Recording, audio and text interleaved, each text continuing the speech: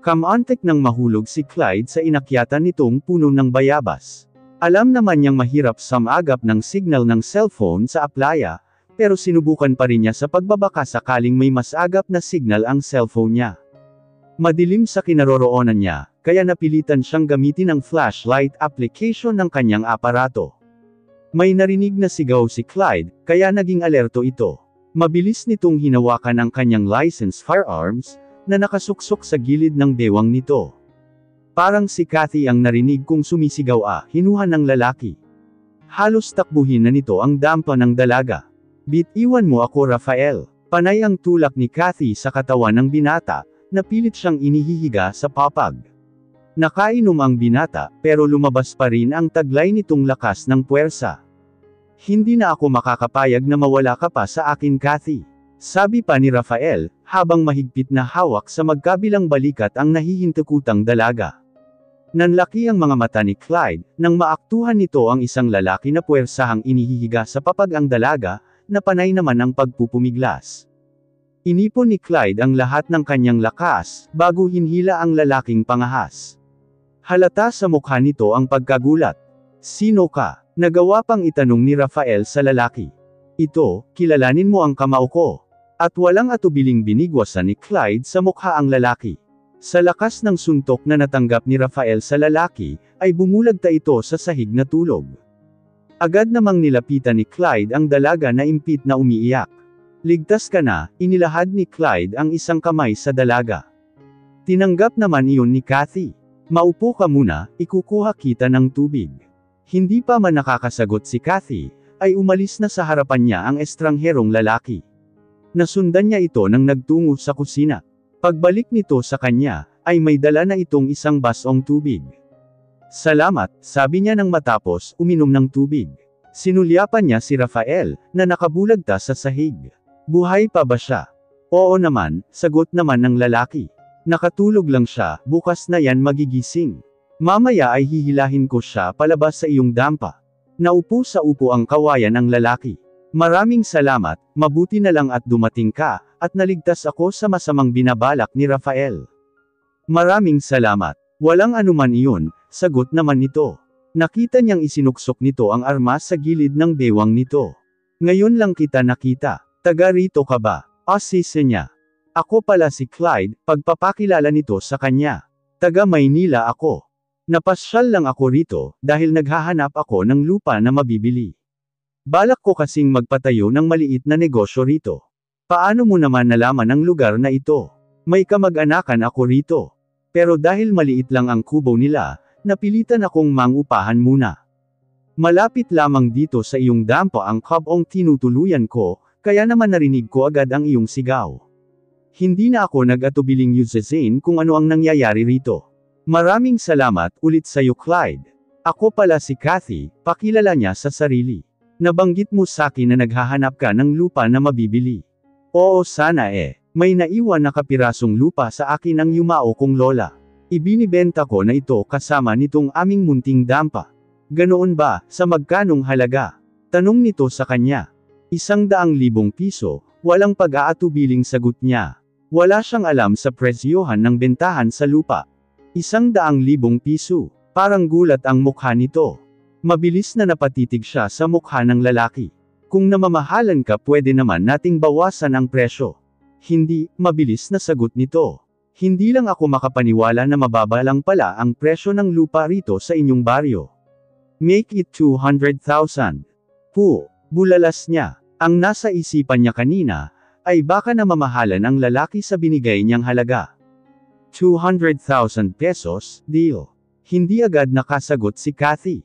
Tinitimbang niya kung gaano ba kayaman ang kaharap niya, at hindi man lang ito nagdalawang isip na doblehin ang presyong binigay niya.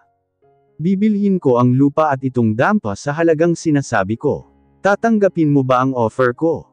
Deal. Mabilis na sagot niya. Malaking halaga ang 200,000 pesos, at magagamit niya iyon sa kahit na anong maliit na negosyo na sisimulan niya. Good, nakangiting sabi nito. Pero bukas na lang natin ipagpatuloy ang usapang ito. Bukas mismo ay ibibigay ko na sa iyo ang pera. Sige, ano nga pala ang gagawin ko sa kanya? Itinuro niya sa lalaki si Rafael na humihilik pa. Ako na ang bahala sa kanya. Magpahinga ka na. Hindi ka nagagambalahin ng lalaking iyan dahil babantayan kita. Hindi mo naman kailangan gawin yun. Kaya ko naman ang sarili ko. Huwag na matigas ang ulo mo. Kanina lamang ay muntik kang mapahamak. Sige na matulog ka na, ako na ang bahala sa lalaking ito. Tukoy nito kay Rafael. Gusto mo bang sampahan ng kaso ang pangahas na lalaking ito? Tutulungan kita. Hindi na, tanggi niya. Ligtas naman na siya, at hindi rin naman siya magtatagal sa baryo nila. Naawa rin naman siya kay Rafael, lalo na't kaedad niya lang ito at nag-aaral pa. Para na rin niyang tinanggalan ng pangarap ang binata, kung ipakukulong niya ito. Ligtas naman na ako, bibigyan ko na lamang siya ng second chance para magbago. Nakita niyang napabungtong hininga ang lalaki. Sige, kung iyon ang gusto mo. Pagdakay sabi nito, dadalhin ko ang lalaking ito sa inuukupa kong kubo. Tumango siya. Maraming salamat ulit Clyde, matapat niyang sabi. Walang anuman, magkita na lang tayo bukas. Sige. Hatid tanaw niya ang lalaki nang lumabas sa kanyang dampa. Pasan nito sa likuran ng wala pa ring malay na si Rafael. Sa pagkakataong iyon, ay dinoble ni Kathy ang pagkakatali sa pinto at bintana ng kanilang dampa, gamit ang lubad na nakita niya sa ilalim ng kanyang papag. Alas 5 ng umaga, pinitik ni Clyde ang tungki ng ilong ng lalaki. Umuungol na unti-unting idinilat ni Rafael ang mga mata. Ikaw. Namukha ni Rafael ang lalaki, na nakaupo sa harapan niya. Ikaw ang nanakit sa akin. Sinuntok lang kita, oy. Pagtatama ni Clyde, pasalamat ka nga at suntok lang inabot mo sa akin. Nasaan ako? Inilibot ni Rafael ang paningin. Kilala ko ang kabong ito. Marahil, wika ni Clyde. Inuupahan ko ang kabong ito. Nangunot ang noo ni Rafael, nang mapagtanto na nakagapos ang kanyang mga kamay at paa. Bigla itong inalihan ng takot. Anong binabalak mong gawin sakin? Hintakot na tanong ni Rafael sa estrangherong lalaki. Alam kong hindi ka taga rito. Isa kang dayo. Hindi na ako magpapaligoy-ligoy pa, wika ni Clyde. Dinala kita rito sa kubo, para kausapin ng maayos. Alam mo bang pwede kang sampahan ng kaso ng dalaga na kamantek mo ng gawan ng kahalayan? Nahihiyang nagyuko naman ng ulo si Rafael. Nadala lamang siya ng espiritu ng alak, kaya naging pangahas siya kagabi. Lasing ako kaya hindi ko na alam ang ginagawa ko kagabi, pagdadahilan pa ng binata. Tinuktukan naman ni Clyde sa ulo ang binata. Huwag mo idahilan sakin iyan, dahil umiinom rin ako ng alak. Sa susunod kung iinom ka, ilagay mo sa tiyan huwag sa ulo, ha? Mabilis na napatango naman ang binata. Pasalamat ka at mabait ang dalaga. Binigyan ka pa ng second chance na magbago. Huwag mo na uulitin ang ginawa mo kagabi, kahit na kaninong babae, dahil ako mismo ang dadempat sa iyo, at magdadala sa iyo sa kulungan.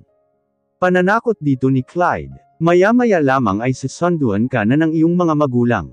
Sinundo na sila ni Mang Esteban. Hindi nila pwedeng malaman ang ginawa ko kagabi. At bakit hindi? Paano nila itatama ang pagkakamali mo, kung hindi nila malalaman ang kalokohang pinaggagawa mo? Bata ka pa Toy, huwag mo sirain ang kinabukasan mo. Pagagalitan ako ni Erpat, sabi pa nito. Na siyang dapat. Turan ni Clyde. Kung ako nga lang ang iyong ama baka diretso na kita sa presento para magtanda ka. At ito ang tatandaan mo, sa oras na malaman ko na may ginawa ka naman na hindi maganda kay Kathy, hindi lang suntok ang aabutin mo sakin. At kahit saang lupalop ka magtago, mahahanap kita, at sisiguraduhin ko na mabubulok ka sa kulungan. Panay naman ang tango ni Rafael.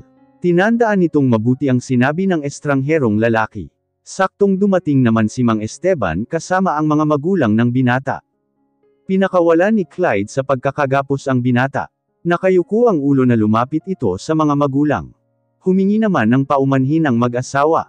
Kay Kathy kayo dapat humingi ng tawad, dahil sa kanya nagkasala ang inyong anak. Wika ni Clyde. Umaasa akong hindi na ito mauulit. Kami na ang baalang kumausap sa aming anak, sabi ng babae. Niyakap nito ang anak. Hihingi na rin kami ng patawad kay Kathy. Hindi na rin naman nagtagal sa kubo na inuukupan ni Clyde ang magpamilya.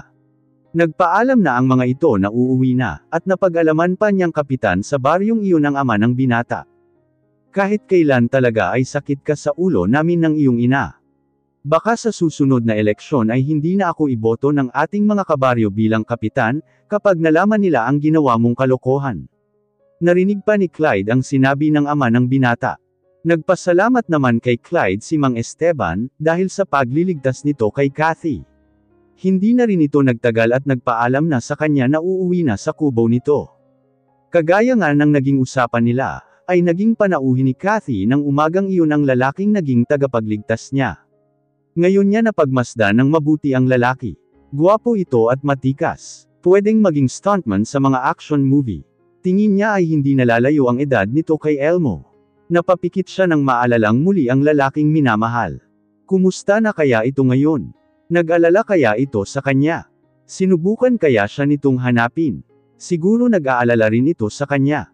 Pero ang pag-aksayahan siya ng panahon na hanapin, ay malabong mangyari, lalo na't galit ito sa kanya. Baka nga abala na ito at si Monica sa pag-aasikaso sa nalalapit na kasal ng dalawa. Napasapaw siya sa kanyang dibdib. Naroon na naman ang pamilyar na kirot sa kaibuturan ng kanyang puso. Hindi niya maiwasang itanong sa sarili, na sa dinami-rami ng lalaki sa mundo, bakit kay Elmo pa natutong tumibok ang kanyang puso? Doon pa sa lalaking alam naman niyang may ibang mahal. Napakunot noo naman si Clyde. Nakatitig sa kanyang mukha ang dalaga, na tila may malalim na iniisip. Hindi ito kumukurap at parang nakatulala na lang. Clyde snapped his finger to get her attention, at doon lamang tila bumalik sa realidad ang dalaga. Ang lalim yata ng iniisip mo. Nangingiting sabi ni Clyde. Pasensya na, nahihiyang turan niya. Nagbaba siya ng paningin. Maupo ka muna at ipagtitimpla kita ng kape. Thank you, naupo sa upo ang kawayan ang lalaki. Nagmamadaling nagtungo sa kusina si Kathy. Nagtimpla siya ng 2 tasa ng kape. Naglagay din siya ng biscuit sa isang plato. Pasensya ka na, ito lang ang maipapakain ko sa'yo, hindi pa kasi ako nakapagluto. Nahihiyang sabi niya, at inilapag sa isa pang pahabang upuan ang platong naglalaman ng biscuit. Ibinigay naman niya rito ang tasa na may mainit na kape. Thank you. Anito nang tanggapin ang tasa. Nagsimula na itong humigop ng kape. Pagkatapos nilang pagsaluhan ang inihanda niyang biscuit, ay pinag-usapan na nila ang tungkol sa lupang ipinagbibili niya. Narito ang titulo ng lupa, iniabot ni Kathy sa lalaki ang kapirasong papel. Kagabi pa niya iyon inihanda. Kung kailangan natin ng magpapatunay na. Hindi niya natapos ang sasabihin, nang biglang magsalita ang lalaki. Mukha ka namang mapagkakatiwalaan, sabi nito. Sandali lamang nitong tinignan ang nilalaman na titulo ng lupa. Binuksan pito ang dalang briefcase, at nakita niya ang ilang bungkos ng pera sa loob nito. Narito ang pera, 200,000 pesos, walang labis at walang kulang. Parang nag-alangan pa siyang tanggapin ang pera. Naroon pa rin kasi sa puso niya ang panghihinayang na ipinagbili niya ang kapiraso nilang lupa, kasama na ang dampa. Ito lamang ang tanging alalang iniwan sa kanya ng yumao niyang lola. Are you having second thought to sell your property? Antag sa kanya ng lalaki. Naalala ko lang ang aking lola, pag-amin niya. Ito na lang kasi ang naiwan na alaala niya sa akin. Ngunit alam ko naman na mauunawaan niya ako kung bakit ko ito ginagawa. So, itutuloy mo pa ba ang pagbenta ng mga ito? Tanong nito sa kanya. Tumungo siya. Kailangan niya ng pera para makapagsimula ng panibagong buhay. Tinanggap niya lang ang pera. Maari mo pa rin tirhan ang dampang ito, hanggat hindi ko pa nasisimula ng ipapatayo kong negosyo, sabi ng lalaki na muling isinara ang briefcase nito. Maraming salamat, Anya. Hindi rin naman siya magtatagal doon, dahil babalik siya ng syudad. Nagpaalam sa kanya ang lalaki. Hatid tanaw niya ito nang lumabas sa kanilang dampa. Humigit siya ng malalim na hininga. Napatitig siya sa hawak na pera. Kailangan niyang maging masinop, lalo na't wala naman siyang trabaho. Kailangan niyang makapag-isip ng mabuti, kung paano niya mapapalago ang pera. Binigyan niya si Mang Esteban ng kaunting pabuya, dahil sa pagbabantay nito sa kanilang dampa. At sa ika-4 na araw ay tumulak na siya patungong Maynila. Napadpad si Kathy sa Santa Ana, Maynila, at hindi naman siya nahirapan makahanap ng mauupahang bahay. Katamtaman ang laki ng bahay, at maganda ang pwesto nito. Naisip niya kasing magtayo ng karinderya, para magkaroon siya ng hanap buhay. At nang makapagpatuloy siya sa kanyang pag-aaral. Nagpadala siya ng pera kay Elmo, kabayaran sa lahat ng nagastos nito noon sa burol ng kanyang lola, at sa pagbabayad nito sa perang inutang ng kanyang lola. Ngayon ay magaan na ang kalooban niya, na kahit na magsimula siya sa maliit na puhunan, basta wala na siyang iniintinding babayaran kay Elmo. Kung minsan ay naisip niya rin na kaya siya tinanggihan ng binata, ay dahil inakala nitong pera lang ang habol niya rito. Pinakiusapan niya ang may-ari ng bahay sa kanyang plano. Marahil ay naawa ito sa kanya, dahil mag-isa na lang siya sa buhay, kaya pumayag ito na magtayo siya ng maliit na karinderya. Kaya naman ng sumunod na araw, ay namili siya ng mga kinakailangang kagamitan sa kanyang pagluluto. Ilang araw nang nagpabalik-balik si Elmo sa university, kung saan nag-aaral si Kathy. Ngunit ayon sa mga nakausap niyang guro, ay ilang araw na ring hindi pumapasok sa school ang dalaga. Sinubukan din niyang kausapin ang kaibigan nitong si Aurora, pero maging ito ay hindi rin alam kung saan naroon si Kathy. Bigong bumalik sa kanyang kotse si Elmo. Gustong-gusto na niyang puntahan sa Barrio Amaya, dahil iyon lamang ang lugar kung saan maaari niyang makita si Kathy. Ngunit hindi niya iyon magawa, dahil hindi niya maiwanan ang kumpanya, lalo na't may nagtangka na namang nakawin ang income ng kumpanya. At ang kapatid naman niyang si Ersan, ay out of town para sa business proposal nila. Naawa naman siya sa kanyang EA na iwanan dito ang problema ng kumpanya. Kasalanan ko ito. Gigil na hinampos niya ang manibela ng sasakyan. Wala naman siyang ibang dapat sisihin kundi ang sarili niya. Kung sana ay maaga niyang tinanggap na pag-ibig na pala ang nararamdaman niya kay Kathy, at hindi bilang kapatid. Sana magpahanggang ngayon ay kapiling niya pa ito. Isa pa sa problema niya ay si Monica. Hindi pa rin niya ito mapakiusapan na iurong na lamang nila ang napagkasunduang kasal. Pinagbabantaan pa siya nitong dadalhin sa korte ang kalagayan nito, at sisirain ang pangalan ng kanilang negosyo. Kaya naman hindi pa niya masundan si Kathy. Muling hinampas ni Elmo ang manibela ng sasakyan. Ilang minuto rin siyang nanatili sa loob ng kanyang kotse, bago nagpas siyang lisanin ang lugar na iyon. Nakarating naman sa kaalaman ni Monica ang paglalayas ni Kathy. Palihim kasi nitong sinundan si Elmo. At ayon nga sa ilang guro na nakausap din ito, ay nalaman ng babae na naglayas si Kathy, at hinahanap ni Elmo. Mabuti naman at may kahihiyan pa ring taglay ang babaeng iyon. Hiyaw ng utak ni Monica. Natuwa ito. Ngayong wala na ang asungot sa pagitan nila ni Elmo. Lalo niyang pagpipilitan na panagutan nito ang pinagbubuntis niya. Dahil kapag ikinasal sila, dadalhin niya ang apelyido ni Elmo, at sa kanya mapupunta ang mga milyones na may iwan nito, kapag nagtagumpay sila sa kanilang masamang plano. Ilang linggo na ang nakalipas. Naging abala na si Kathy sa ipinatayo niyang karinderya. 4 hanggang 5 putahe lamang ang nailuluto niya araw-araw. Madaling araw pa lang ay gising na siya, upang makapagsimula sa pagluluto. Nakakaramdam man siya ng pagod, ay hindi siya nagrereklamo. Maganda naman ang kinikita niya sa pagtitinda ng ulam, dahil maganda ang pwesto ng kanyang karinderya. Marami siyang naging sok, lalo na ang ilang empleyado ng LM Hotel, na nasa gilid lamang ng kanyang karinderya. Marami rin siyang suki na mga empleyado ng garments factory, na kahit na may kantin sa loob nito, ay dinadayo pa siya sa kanyang karinderya.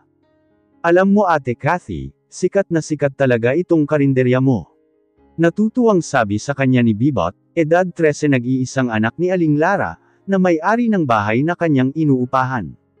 Masarap kasi ang mga pagkaing niluluto mo. Pati nga mga kaklase ko sa school, ay gustong magpabili ng ulam sa akin. Paano ba naman, natikman nila ang ulam na baon ko kahapon.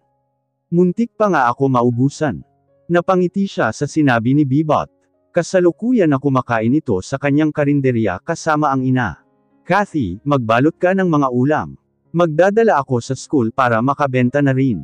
Gusto kong matikman ng mga co-teacher ko ang mga pagkaing niluluto mo. Wika ni Aling Lara habang kumakain ito. Hindi po ba nakakahiya sa inyo Aling Lara? Bakit ka naman mahihiya? Palagi nga kaming may libreng ulam sayo ng anak ko. Hayaan mong matulungan kita sa pagbebenta, para naman mabilis maubos ang paninda mo, at makapagpahinga ka naman. Sige po, Aling Lara, ngayon din ay magsisimula na akong magbalot ng mga ulam. Natutuwang sabi niya. Ako rin Ate Kathy, nakataas pa ang kamay na sabi ni Bebot. Nako Bibot, pag-aaral na muna ang atupaghin mo. Nangingiting sabi niya, marami akong niluto ngayon, kaya pababaunan kita ng ulam mo, at ng iyong mga kaibigan. Talaga ate? Yes. Oses, umiral na naman ang katakawan ng anak ko, natatawang sabi ni Aling Lara. Mabilis na naubos ang panindang pagkain ni Kathy. Pagkatapos niyang mahugasan ang mga hagasin, ay nagpasya siyang manood ng TV habang nagpapahinga.